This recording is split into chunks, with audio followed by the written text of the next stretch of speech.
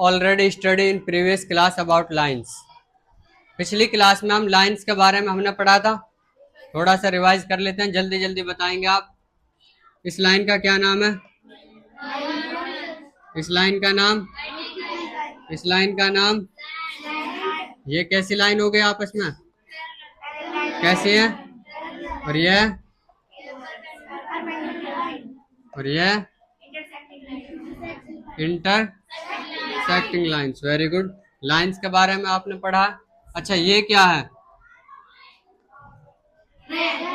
रे। और ये क्या है? दो पॉइंटों के बीच की दूरी, लाइन सेगमेंट। और ये लाइन। Very good. दोबारा, हाँ। Rihan mark a point. Rihan एक पॉइंट को मार्क करता है on a piece of paper, अपनी नोटबुक पे, अपने पेपर पर। जैसे मैंने यहाँ बोर्ड पर एक निशान को क्या करा है? मार्क करा है। How many lines can he draw that pass through the point? वो कितनी लाइन ड्रॉ कर सकता है, बना सकता है, जो एक इस पॉइंट से क्या हो जाए?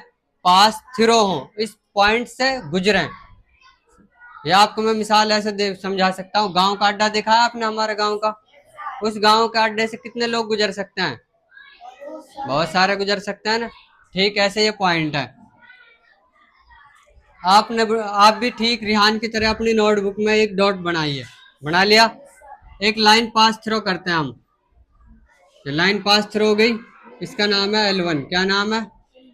लाइन 1। पहली लाइन पास थ्रो इसी पॉइंट से गुजरी है। ये रहा हमारा पॉइंट। अच्छा, एक और लाइन पास थ्रो कर देते हैं। ये हो गई L2। दूसरी लाइन उसी पॉइंट से आई है, एक और लाइन पास थ्रो कर सकते हैं। कितनी हो गई? 3 लाइन हो गई। एक और लाइन पास थ्रो कर सकते हैं। कितनी लाइन हो गई? 4 लाइन हो गई L4। एक और पास थ्रो कर सकते हैं। आप ऐसे इस पॉइंट से कितनी लाइन है पास थ्रो हो सकती है? बहुत सारी। कितनी हो सकती है?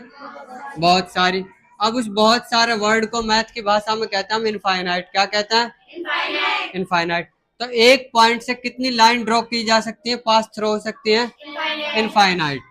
तो आपका फर्स्ट क्वेश्चन का जो आंसर होगा वो क्या होगा? Infinite. Infinite lines,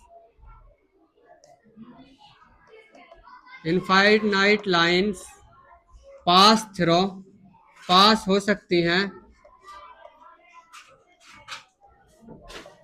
pass through from a single point. एक सिंगल पॉइंट से इनफाइनाइट क्या लाइंस क्या हो सकती हैं? पास थ्रो हो सकती हैं, गुजर सकती हैं। बात समझ में आ गई? आपने ड्रॉ करा, बना के देखा। आप 4 लाइन से और 8। आपने कितनी लाइन पास थ्रो की है? 10। हाँ भाई 14। लास्ट बेंच से कितनी लाइन पास थ्रो की है? 10। अभी आपने देखा कि आपने हर एक बच्चे ने अपने एक पॉइंट से अलग अलग लाइंस की काउंटिंग्स निकाली है। किसी ने 10 लाइन निकाली, किसी ने 12, किसी ने 15। हम एक सिंगल पॉइंट से कितनी लाइन निकाल सकते हैं बेटा? इतनी लाइन निकाल सकते हैं जिनको हम काउंट भी नहीं कर सकते हैं। तो अब चलते हैं अपने सेकंड क्वेश्चन पर। अभी रिहान था, कौन आ गया? Sheetal. Mark mark 2 point. Sheetal कितने पॉइंटों को मार्क करते हैं बेटा? 2 पॉइंटों को। जैसे मैं आपको यहाँ दिखा देता हूँ। एक पॉइंट ए हो गया, एक पॉइंट ए हो गया, point A, point B. 2 point हो गए। आप भी शीतल की तरह अपने पेज के किसी नोटबुक के एक पेज पर कहीं भी 2 पॉइंटों को मार्क करें। कर लिया? On a piece of paper how many different lines, कितनी line can see draw that pass through both of the point? Both means दोनों, यानी कितनी लाइन उन दोनों पॉइंटों से पास थ्रो की जा सकती है। अब देखो, ये फर्स्ट लाइन हमारी इस पॉइंट से पास थ्रो हुई,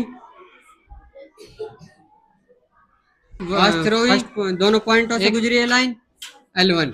एक लाइन और बनाते हैं हम L2। अब मैंने यहाँ एक और लाइन बनाई बेटा L2।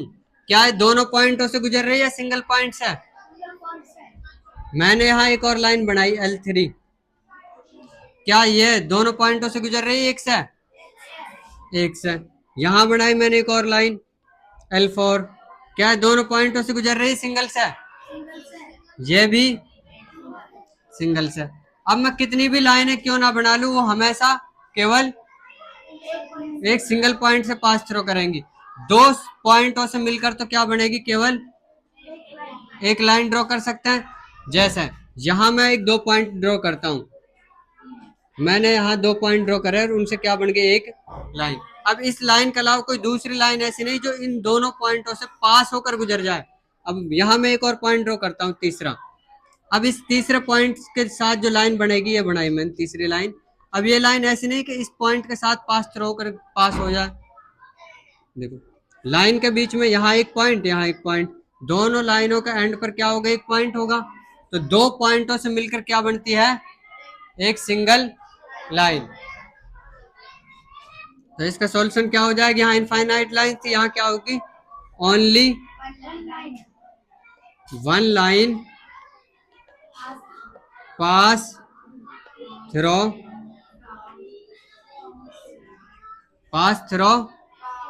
फ्रॉम, कितने पॉइंट लगाए थे शीतल ने, from two distinct point.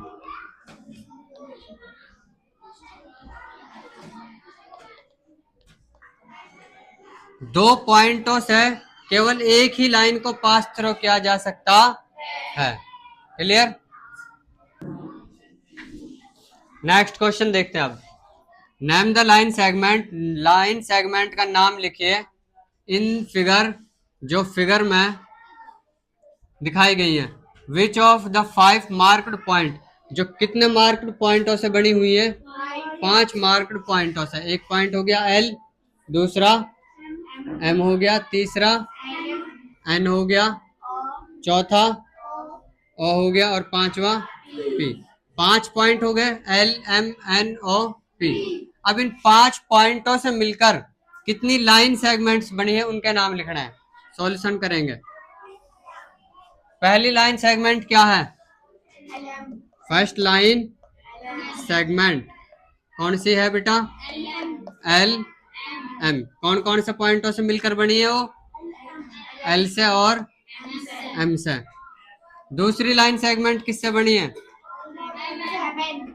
M N। तीसरी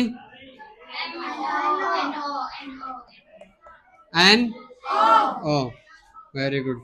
चौथी O P। क्वेश्चन समझ आ गया? ये लाइन सेगमेंट्स हैं।